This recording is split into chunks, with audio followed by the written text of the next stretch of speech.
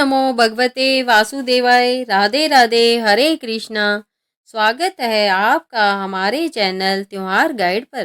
भक्तों, मार्गशीर्ष मास माहात्म्य की इस दिव्य कथा श्रृंखला में हम कल अष्टम अध्याय का श्रवण कर चुके हैं। पिछले अध्याय में हमने श्री सूत जी के माध्यम से ब्रह्मा जी और देव ऋषि नारद के बीच हुए उस अद्भुत संवाद को सुना। ब्रह्मा जी ने नारद जी को यह परम रहस्य बताया कि इस कृष्ण प्रिय मास में तीर्थ स्नान का कितना महत्व है और विशेष रूप से माँ यमुना जी के स्नान की महिमा कितनी अपार है। हमने दुर्मुख नामक महापापी व्याध की कथा सुनी, जिसने अनजाने में ही इस मास में यमुना स्नान कर लिया और उस अज्ञात पुण्य के बल पर वह भी बैकुंठ धाम को प्राप्त हो गया। आज भक्तों, हम इस कथा यात्रा के श्री मार्गशीर्ष मास माहात्म्य के 9वें अध्याय में प्रवेश कर रहे हैं। जब देव ऋषि नारद ने तन को शुद्ध करने वाले यमुना स्नान की महिमा सुनी अध्याय 8, अन्न को शुद्ध करने की महिमा सुनी अध्याय 7 और धन को शुद्ध करने वाले दान की महिमा सुनी अध्याय 5, तब उनके मन में आत्मा को शुद्ध करने की जिज्ञासा उत्पन्न हुई। उन्होंने सोचा, हे प्रभु, तन मन धन सब शुद्ध हो गए, परंतु आत्मा का स्नान कैसे हो, बुद्धि का स्नान कैसे हो। आज का यह अध्याय इस मास की सर्वोच्च साधना को समर्पित है। आज ब्रह्मा जी देव ऋषि नारद को यह बताएंगे कि इस कृष्ण स्वरूप महीने में वह कौन सा एक ज्ञान यज्ञ है जिसे करने मात्र से मनुष्य के तन मन धन और आत्मा चारों एक साथ पवित्र हो जाते हैं। यह महिमा है श्रीमद् भागवत महापुराण के कथा श्रवण की। तो चलिए अपने मन को एकाग्र कर कर और यह जानने के लिए कि इस मास का सर्वश्रेष्ठ पुण्य क्या है, भगवान श्री वेद व्यास और सुखदेव जी का ध्यान करते हुए इस परम दिव्य कथा का रसपान करते हैं। श्री सूत जी महाराज नैमिषारण्य में बैठे शौनकादिक ऋषियों से कहते हैं, हे ऋषियों, जैसा कि ब्रह्मा जी नारद जी को सुना रहे हैं, जब परम पिता ब्रह्मा जी ने देव ऋषि नारद को दुर्मुख व्याध की वह अद्भुत कथा सुनाई कि कैसे अनजाने में किया गया यमुना स्नान भी उसे बैकुंठ ले गया, तो देव ऋषि नारद का रोम रोम पुलकित हो उठा। वे मार्गशीर्ष और यमुना की जय जयकार करने लगे, परंतु वे कलयुग के जीवों के लिए मोक्ष का हर संभव हर सरल मार्ग जान लेना चाहते थे। इसलिए उन्होंने अपनी वीणा को संभालते हुए पुनः हाथ जोड़कर अपने पिता ब्रह्मा जी से एक और गूढ़ प्रश्न पूछा, हे पिताश्री, हे सृष्टिकर्ता, आप धन्य हैं। आपने तन को शुद्ध करने के लिए यमुना स्नान अध्याय 8 का मार्ग बताया, अन्न को शुद्ध करने के लिए सात्विक आहार अध्याय 7 का मार्ग बताया और धन को शुद्ध करने के लिए अन्न दान अध्याय 5 का मार्ग बताया। परंतु हे ब्रह्मदेव, नारद जी ने पूछा, इन सब में मनुष्य का मन और उसकी आत्मा तो अभी भी अहंकार, घमंड और अज्ञान के मैल से लिप्त गंदे रह सकते हैं। कृपया कर कर मुझे यह बताइए कि मार्गशीर्ष मास में वह परम साधना कौन सी है जो मनुष्य के तन मन धन और आत्मा इन चारों को एक साथ एक ही बार में शुद्ध कर दे। वह कौन सा अमृत है जिसे पीने से मनुष्य की आत्मा का स्नान हो जाए। कृपया कर कर इस कृष्ण प्रिय मास की सर्वोच्च साधना का उपदेश दीजिए। हे ऋषियों, सूत जी कहते हैं, अपने पुत्र नारद के मुख से आत्म शुद्धि का यह परम गूढ़ प्रश्न सुनकर परम पिता ब्रह्मा जी का मुखमंडल एक दिव्य प्रकाश से चमक उठा। वे अपने आसन से उठ खड़े हुए। वे अत्यंत प्रसन्न होकर बोले, हे पुत्र नारद, तुम धन्य हो, तुम धन्य हो। आज तुमने वह प्रश्न पूछ लिया है जो इस मार्गशीर्ष मास का सर्वोच्च रहस्य है। तुमने आत्मा के स्नान की बात पूछी है, तो सुनो। ब्रह्मा जी ने परम रहस्य का उद्घाटन करते हुए कहा, हे पुत्र, तन का स्नान तो जल से होता है, परंतु आत्मा का स्नान कथा अमृत से होता है। और कलयुग में भगवान की कथाओं में जो सर्वश्रेष्ठ कथा है वो परमहंसों का महाधन है, जो साक्षात भगवान का ही शब्द स्वरूप यानी वाणी का रूप है। वो है श्रीमद् भागवत महापुराण। ब्रह्मा जी ने भाव विभोर होकर कहा, हे नारद, यह बात तुम हृदय में अंकित कर लो। मार्गशीर्ष मास स्वयं भगवान श्री कृष्ण का देह स्वरूप यानी शारीरिक रूप है और श्रीमद् भागवत पुराण स्वयं भगवान श्री कृष्ण का शब्द स्वरूप यानी वाणी का रूप है। हे नारद, जब कृष्ण स्वरूप महीने यानी मार्ग शीर्ष में कृष्ण स्वरूप कथा यानी श्रीमद् भागवत का श्रवण यानी सुनना किया जाता है, तो यह ऐसा ही है मानो तुम गोलोक धाम में बैठकर स्वयं भगवान श्री कृष्ण के मुख से उनकी बंसी ध्वनि को सुन रहे हो। यह साक्षात कृष्ण मिलन है।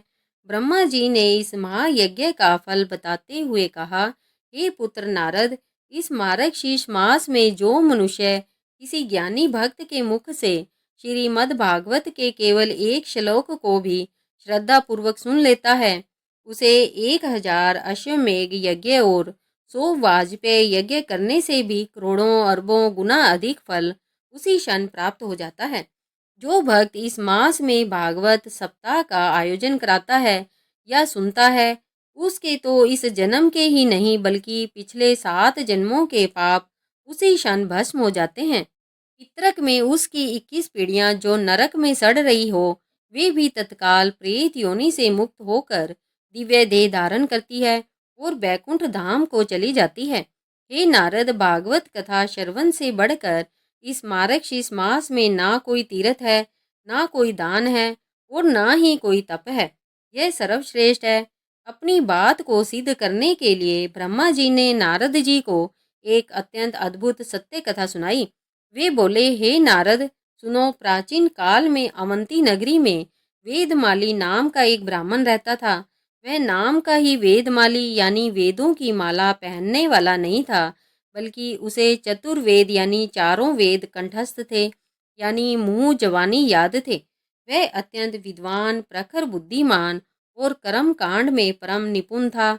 जब मार्गशीर्ष मास आता तो वेदमाली अत्यंत कठोर नियमों का पालन करता था। वह प्रतिदिन ब्रह्म मुहूर्त में प्रातः स्नान करता था, जैसा कि अध्याय 2 में बताया गया है। वह शंख पूजा भी करता था।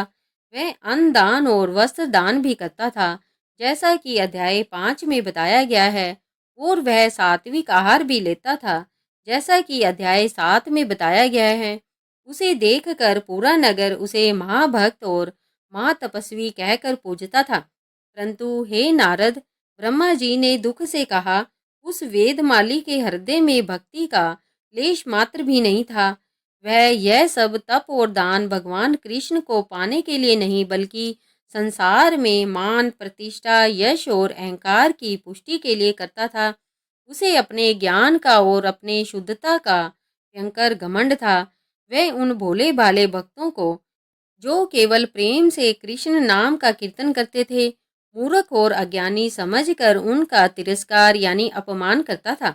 वह कर्म कांड को भक्ति से ऊंचा समझता था। एक दिन मार्गशीर्ष का ही पवित्र महीना था। वेदमाली नदी तट पर बैठकर अपने यज्ञ की तैयारी कर रहा था और अपने ज्ञान के अहंकार में डूबा था। उसी समय चरमकार यानी चमार जाति का एक परम भक्त जो हृदय से शुद्ध था, वह दूर से वेदमाली को संत समझकर उसके दर्शन करने आया। वह भक्त कृष्ण प्रेम में इतना मगन था कि वह नाचता गाता हरे कृष्ण का कीर्तन करता हुआ आ रहा था। उसके प्रेम अश्रुओं से उसके गाल भीगे हुए थे। अचानक उस भक्त का पैर फिसल गया और वह वेदमाली के यज्ञ कुंड के पास आकर गिर पड़ा और भूल से उस भक्त का स्पर्श उस अहंकारी वेदमाली से हो गया। बस इतना होना ही था। वह वेदमाली ब्राह्मण क्रोध से आग बबूला हो उठा। वह चीखने लगा, अरे नीच चंडाल, तूने मुझे छू कर मेरे मार्गशीर्ष व्रत को, मेरी तपस्या को भ्रष्ट कर दिया। निकल जा यहाँ से, तेरी छाया पड़ने से भी मेरा धर्म नष्ट हो गया है। वेदमाली ने उस निर्दोष और परम भक्त को इतना अपमानित किया, उसे लात मार कर वहां से भगा दिया। वह भोला भक्त रोता हुआ हे कृष्ण कहता हुआ वहां से चला गया। हे नारद, वेदमाली ने जो यह भक्त अपराध यानी एक वैष्णव का अपमान किया, उस एक पाप ने उसके मार्गशीर्ष स्नान के, दान के और तप के समस्त पुण्यों को उसी क्षण नष्ट कर दिया। वह खोखला हो गया। समय बीता, वेदमाली ने अपनी आयु पूरी की। जब वह मरा तो हे नारद, उसे लेने के लिए विष्णु दूत यानी भगवान के दूत नहीं आए, बल्कि उसके भक्त अपराध और अहंकार के पाप कर्मों के कारण यमराज के भयंकर दूत यानी यमदूत उसे लेने आ गए। वे उसे नरक ले जाने के लिए पाश यानी फंदे में बांध कर घसीटने लगे। परंतु भक्तों, ब्रह्मा जी बोले, उस वेदमाली से अनजाने में एक अज्ञात पुण्य भी हो गया था, जिसे वह स्वयं भी नहीं जानता था। हुआ यह था कि जब वेदमाली अपने अंतिम दिनों में मृत्यु शैया पर पड़ा था, तब उसके घर के पास ही किसी धनी सेठ के यहाँ श्रीमद् भागवत कथा सप्ताह का आयोजन हो रहा था और वह महीना मार्गशीर्ष का ही पवित्र महीना था। वेदमाली को तो कथा में कोई रुचि नहीं थी। वह अपने रोग से कराह रहा था, परंतु बिना इच्छा के भी कथा व्यास के मुख से निकला भागवत पुराण का एक श्लोक जो रास पंचाध्याय का था, वह अनायास ही उसके कानों में पड़ गया था।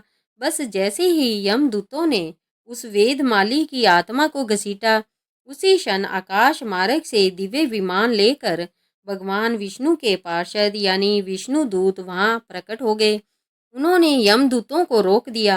यमदूतों ने क्रोध से कहा, हे विष्णु दूतों, आप इसे क्यों रोक रहे हैं? यह पाखंडी है, यह अहंकारी है, इसने मारक शीर्ष में भक्त अपराध किया है, यह नरक का अधिकारी है। तब विष्णु दूतों ने मुस्कुराते हुए भागवत महात्म्य का वह परम सत्य बताया। वे बोले, हे यमदूतों, तुम सत्य कहते हो। इसके स्नान और दान सब अहंकार के कारण व्यर्थ हो गए हैं, परंतु इसने जाने अनजाने में ही इस कृष्ण स्वरूप, इस मार्गशीर्ष मास में जो स्वयं कृष्ण स्वरूप है, उस मास में कृष्ण स्वरूप श्रीमद् भागवत कथा के एक श्लोक का श्रवण कर लिया है। उस एक श्लोक की अग्नि ने इसके अहंकार, इसके भक्त अपराध और इसके समस्त पापों को जलाकर भस्म कर दिया है। मार्गशीर्ष में भागवत श्रवण से बड़ा कोई प्रायश्चित नहीं है। अब यह आत्मा पवित्र हो चुकी है और बैकुंठ की अधिकारिणी है।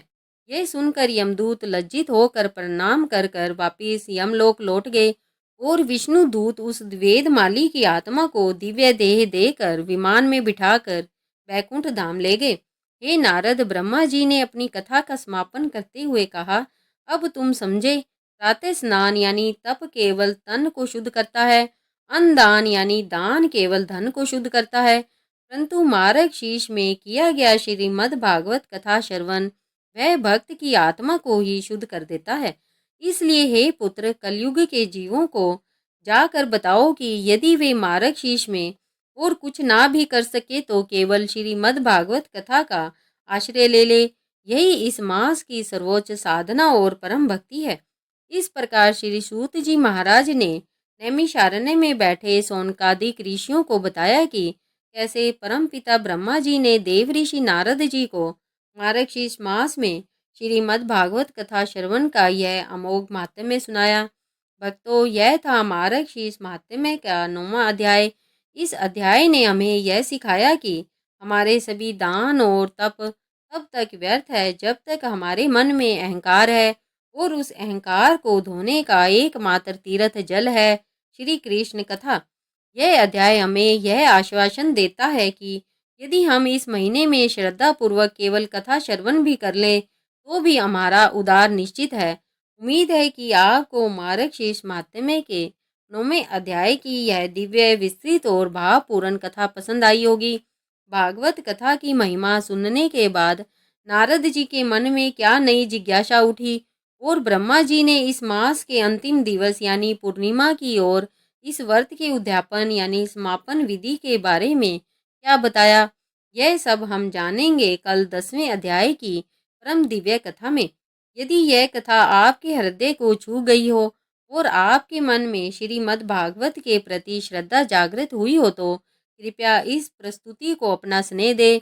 इस पुण्य कथा को अपने तक ही सीमित ना रखे, इसे अपने परिवारजनों और मित्रों के साथ साझा यानी शेयर अवश्य करे, ताकि वे भी जान सके कि मार्गशीर्ष मास में कथा सुनने का कितना बड़ा महात्म है। और यदि आप हमारे चैनल त्योहार गाइड पर नए हैं या अभी तक नहीं जुड़े हैं तो भविष्य में आने वाले सभी अध्यायों, एकादशी कथाओं और व्रतों की जानकारी के लिए चैनल को सब्सक्राइब करना बिल्कुल ना भूलें। कमेंट बॉक्स में जय श्री कृष्ण या राधे राधे जय श्रीमद् भागवत महापुराण लिखना ना भूले।